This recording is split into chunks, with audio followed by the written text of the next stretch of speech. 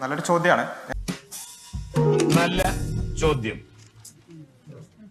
അടുത്ത ചോദ്യം. താങ്കളുടെ ചാനലിലെ ഓഫീസിലേക്ക് വരുന്നതിന് മുമ്പ് എല്ലാ ദിവസവും രാവിലെ ഓഫീസിലേക്ക് എത്തുന്ന ആ ഒരു സമയത്ത് നിങ്ങളൊരു കഥകളി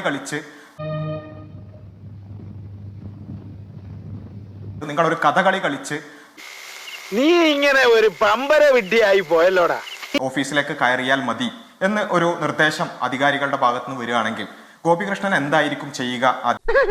ലേശം മെന്റലുണ്ടോ എനിക്കിന്ന് സംശയിക്കുന്നവരുണ്ടേ. വെറുതെ എനിക്കൊരു കുഴപ്പമില്ല പറയാണ്. ഇപ്പോ സാലറിയുമായി ബന്ധപ്പെട്ടൊക്കെ കുറെ പ്രശ്നങ്ങൾ ഉണ്ടല്ലോ, അത് പരിഹരിക്കാൻ വേണ്ടിയാണെന്ന് പറയും. തലക്കടിയേറ്റ് ഞരമ്പേത് മുറിഞ്ഞാർത്തേ. അതെങ്ങനെയാണ് സാലറി പ്രശ്നം എങ്ങനെയാണ് കഥകളി കളിച്ചാൽ മാറുക എന്നൊരു ചോദ്യം ചോദിക്കൂലേ? അവനൊരു പുതിയ കണ്ടുപിടുത്തം പറയുന്ന പോലെ. അല്പവസ്ത്രം ധരിച്ച ആണും പെണ്ണും ഒരുമിച്ച് നൃത്തം ചെയ്യുന്ന സംസ്കാരത്തിനൊപ്പം ഉണ്ടാകില്ല എന്നാണല്ലോ കാരണം പറഞ്ഞത്. നാണുകൂട്ട ചാരായം കുടിച്ചിട്ടുണ്ടെങ്കിൽ വെറുമാക്ക് പറയാതെ വായല് വിരലിട്ട് അത് മുഴുവൻ ഛർദ്ദിച്ചു കള. അല്ലാതെ കഥകളി കളിച്ചിട്ട് കയറുന്നതിന്റെ പിന്നെ സാലറിയുമായി ബന്ധപ്പെട്ട് യുക്തി അല്ലല്ലോ നിങ്ങൾ ഇതിനെ എതിർക്കുമ്പോൾ പറഞ്ഞിരിക്കുന്നത്. ആ തീരുമാനമാണ് തമ്പുരാൻ പുനഃപരിശോധിക്കേണ്ടത്. അതിപ്പോ എന്റെ മാത്രം അഭിപ്രായമല്ല, ഒരു ട്രസ്റ്റാ. ഈ ട്രസ്റ്റ് എന്ന് പറഞ്ഞ ആരൊക്കെ അതിലെ അംഗങ്ങള്? ഞാനും അപ്പനും അപ്പന്റെ സഹോദരി സുഭദ്രയും. ഡോക്ടർ അബ്ദുള്ള അബ്ബാസി. ഇനി ഞാൻ പറഞ്ഞോട്ടെ. എന്ത് ചെയ്തിട്ട് ഫലമില്ലേ? ചപ്പന്നുള്ള വിളിയാ ബാക്കി.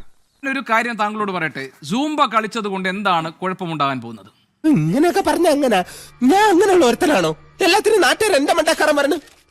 ഇത് മാവോയുടെ കാലത്തുള്ള ചൈനയിലൊക്കെ ഉണ്ടായിരുന്നു. അതായത് സാർ ഇങ്ങനെ പറഞ്ഞാൽ പിന്നെ എങ്ങനെ പണയണം?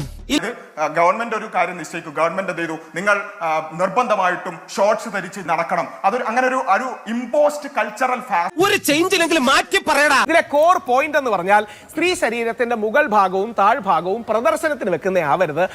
ഇത് സോഷ്യലിസ്റ്റ് യുഗമാണല്ലോ, 20-ാം നൂറ്റാണ്ട്. ഈ നൂറ്റാണ്ടിനെ വലിച്ചഴച്ച് മനുസ്മൃതിയുടെ കാലത്തേക്ക് കൊണ്ടുപോകരുത്.